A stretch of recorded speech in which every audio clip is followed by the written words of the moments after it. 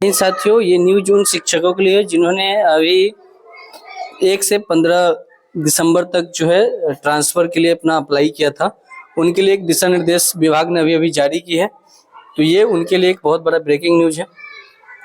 उनमें क्या दिशा निर्देश दिया गया है, किनकी ट्रांसफर पहले होगी, किनकी बाद में होगी और किनकी ट्रांसफर होने की संभावना बहुत कम नजर आ रहा है। तो चलिए इसमें हम इसकी पे चर्चा करेंगे।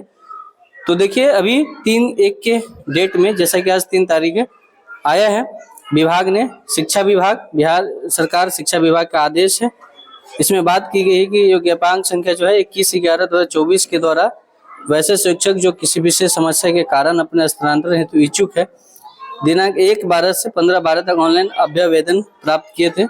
इस संबंध में प्राथमिक शिक्षा निदेशक के पत्रांक 2048 दिनांक 22/11/24 द्वारा मार्गदर्शिका उपलब्ध कराई गई है। निर्धारित अवधि में लगभग 1,90,000 शिक्षकों के अभ्यावेदन, कुल 1,90,000 कुल शिक्षकों ने स्थानांतरण के लिए फॉर्म फिलअप किया था। इसके बाद यह निर्णय लिया गया कि कंडिका 5 में वर्णित श्रेणियों के अनुसार अभ्यावेदन का निष्पादन चरणबद्ध तरीके से निम्नवत किया जाए। अलग अलग टाइप के शिक्षकों को करना था। और ये जो ट्रांसफर है, आपको पता होगा कि जो ऐच्छिक स्थानांतरण होने वाला था सभी शिक्षकों का, उसके बाद बहुत सारे ऐसे शिक्षक थे जो असाध्य रोग से ग्रसित थे या जो दूरी बहुत दूर होने के कारण जाने में सक्षम थे। उनके लिए 1 से 1 दिसंबर से 15 दिसंबर तक के लिए टाइम दिया गया, जिसमें अलग अलग कैटेगरी दिया गया। तो इसमें बात की है, विभाग ने की है कि प्रथम चरण में जो सबसे पहले जिनका ट्रांसफर होगा, उनमें ये कैटेगरी कुल 5, इस 5 कैटेगरी के शिक्षकों का ट्रांसफर के बारे में चर्चा होगी। जो असाध्य रोग, विभिन्न प्रकार के कैंसर के बारे में बात कही गई है, जो गंभीर बीमारी से ग्रसित हैं जैसे किडनी रोग, हृदय रोग और लीवर से संबंधित, दिव्यांगता के आधार पर स्वयं नियुक्त जो है, या ऑटिज्म या मानसिक दिव्यांगता है, या जो विधवा एवं परित्यागता है। तो फर्स्ट चरण में इनका ट्रांसफर होगा। उसके बाद द्वितीय चरण में वैसे शिक्षक जो पति पत्नी पदस्थापना के आधार पर किया गया है, वैसे शिक्षक जो पति पत्नी दोनों शिक्षक हैं, उनके आधार के अकॉर्डिंग दूसरे चरण में उन पर ध्यान दिया जाएगा। तीसरे चरण में किनकी ट्रांसफर होगी, तो जो ऐच्छिक स्थान से वर्तमान स्थिति की दूरी के कारण से जो महिला होगा, है ना, जो महिला दूर डिप्यूट की कर गए होंगे, उनका होगा। और चौथे में जो रेस्ट शिक्षक बच जाएंगे पुरुष शिक्षक वर्ग के, जिन्होंने दूरी के आधार पे अभ्यावेदन दिया है, तो उनका होगा। तो ये कंफर्म जान लीजिए, ना ही सेम डिस्ट्रिक्ट वाले और ना ही अंतर जिला। फिलहाल अभी जो है 3 चरण तक पुरुष शिक्षकों को वेट करना पड़ेगा। वैसे पुरुष शिक्षक जो चाहते हैं एक अपने जिले में जाना, या जो अपने ही जिले में है और उनका बहुत दूर है, तो वो ऐसे दोनों कैटेगरी के जो पुरुष शिक्षक हैं, उनको सबसे आखिरी में ट्रांसफर की जाएगी। समझ में आ गया? तो ऐसा मान के चलिए कि ये ट्रांसफर आपको होते होते कम से कम 4-5 महीना तो लग ही जाएगा। और वैसे भी जून में ऐच्छिक स्थानांतरण की बात कही गई है सरकार के द्वारा, जो कि अभी कुछ दिन पहले जिनको कैंसिल कर दिया गया था, जो टोटल 1 लाख ऑलमोस्ट बहुत सारे लोग फिलअप किए थे। तो ऐसा मान के चलिए कि जो पुरुष शिक्षक है उनका अभी ट्रांसफर नहीं होने वाला है। पहले इन 3 कैटेगरी के शिक्षकों का ट्रांसफर होगा, उसके बाद बाकी चाहे वो टीआर 1, टीआर 2 या टीआर 3, मतलब टीआर 1, 2 से जो भी शिक्षक आए हैं जो अंतर जिला है, उन पे भी अभी कोई विचार नहीं किया जाएगा। वो सबसे आखिरी में देखा जाएगा। या वैसे शिक्षक जो दूरी के आधार पर अपने ही जिले में थे और 80-90-100 किलोमीटर की दूरी में आवागमन करते थे, उन पर अभी ध्यान नहीं दी जाएगी। उसके बाद इसमें आखिरी लाइन पढ़िए कि प्रथम चरण में अंकित 5 श्रेणियों के क्रमानुसार 1 by 1 यानी बारी बारी से विचार किया जाएगा। उदाहरण स्वरूप प्रथम श्रेणी असाध्य के आधार पर स्थानांतरण हेतु अभ्यावेदन पर विचार करने के उपरांत द्वितीय श्रेणी के गंभीर रूप, इसी तरीके से तृतीय, चतुर्थ और पंचम का निष्पादन किया जाएगा। सभी 5 श्रेणियों के अभ्यावेदनों के निष्पादन के उपरांत द्वितीय चरण एवं अनुवर्ती चरणों के लिए कार्रवाई की जाएगी। सभी अभ्यावेदनों को श्रेणीवार एवं चरणबद्ध बारी बारी से प्रिंट कर स्क्रूटनी हेतु प्रतिनियुक्त पदाधिकारियों की संख्या के अनुसार बंडल तैयार निदेशक, प्राथमिक शिक्षा निदेशक के समक्ष प्रतिनियुक्त पदाधिकारी को उपलब्ध करवाया जाएगा। यानी यही, और जो पदाधिकारी प्रतिनियुक्त किए गए हैं स्क्रूटनी के लिए, वो ये हैं, आप देख सकते हैं। सभी शिक्षकों, सभी पदाधिकारियों का नाम है। श्रीजा उप सचिव जी हैं, उप निदेशक जी हैं, विशेष कार्य पदाधिकारी। ये 16 पदाधिकारियों का कमेटी है जो आपके अभ्यावेदनों का स्क्रूटनी करेंगे और फिर सरकार के पास प्राथमिक शिक्षा निदेशक के पास जो है ये करेंगे, प्रत्यक्ष मंडाएंगे।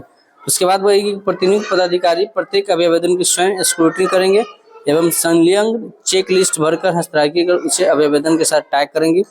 स्पष्ट किया जाता है कि उक्त कार्य में प्रतिनियुक्त पदाधिकारी किसी भी परिस्थिति में अपने अधीनस्थ प्रशाखा पदाधिकारी, सहायक प्रशाखा पदाधिकारी अथवा डाटा एंट्री ऑपरेटर का सहयोग नहीं लेंगे। यानी कही गई है कि जो भी अधिकारी को प्रतिनियुक्त किया गया है वो खुद से एक लेटर को स्क्रूटनी करेंगे, चेक करेंगे और उसमें किसी अन्य सहायक को नहीं लगाएंगे उस काम करने के लिए। यानी इसमें कोई भी ढिलाई नहीं बरतनी है। स्क्रूटनी उपलब्ध कागजात के आधार पर ही किया जाएगा एवं आवेदकों से संपर्क नहीं करेंगे। स्क्रूटनी के बाद सभी अभ्यावेदन को चेकलिस्ट सहित सीलबंद निदेशक करवाया जाएगा।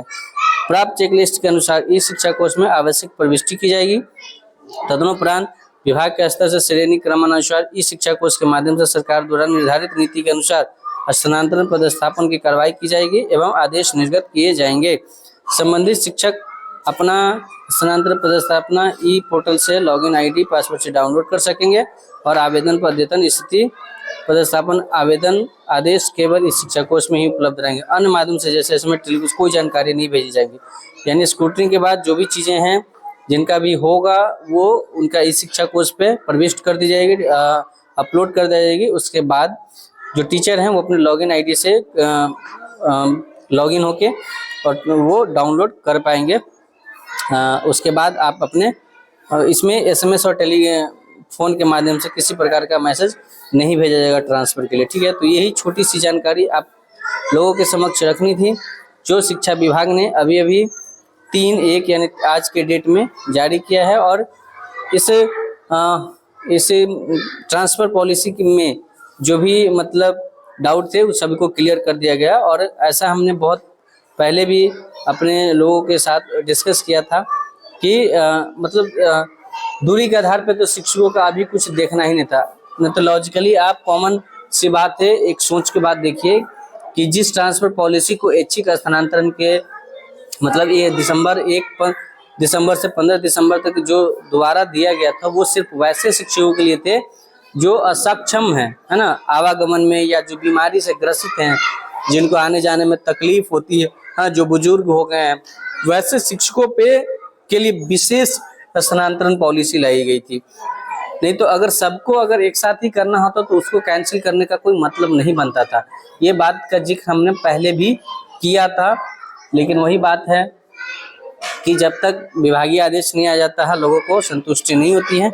तो आई होप कि आपको क्लियर चीज़ें पता चल गई होंगी कि सबसे पहले जो ट्रांसफर होगा वो होगा इन 5 कैटेगरी के शिक्षक में, जिनमें आते हैं कैंसर रोग पीड़ित, किडनी हृदय रोग लीवर से संबंधित, दिव्यांगता के आधार पर स्वयं नियुक्त, मानसिक रोग ग्रस्त और विधवा प्रत्येकता का। दूसरे चरण में वैसे शिक्षकों का जो पति पत्नी खुद हैं और अपने पदस्थापन के अनुसार लेना चाहते हैं स्थानांतरण। तृतीय चरण में जो शिक्षिका दूरी के आधार पर बड़े हैं उन पे ध्यान दीजिएगा। और चौथे चरण में वो अंतर जिला हो या सेम जिला, दूरी के आधार पर शिक्षकों का ध्यान रखा जाएगा। तो यही छोटी सी जानकारी थी। तो आई होप कि आपको जानकारी अच्छी लगी हो। वीडियो अच्छी लगे तो लाइक जरूर कर दीजिएगा, चैनल पर नए होंगे तो सब्सक्राइब कर लीजिएगा। इसी तरीके के आपके शिक्षा जगत के सारे खबरों को समय पे मिलने के लिए और बेल आइकन को जरूर दबा लीजिएगा ताकि सारा नोटिफिकेशन आपको मिल सके। मिलते हैं नेक्स्ट वीडियो में, तब तक के लिए आप स्वस्थ रहिए, मस्त रहिए और अपने काम में व्यस्त रहिए।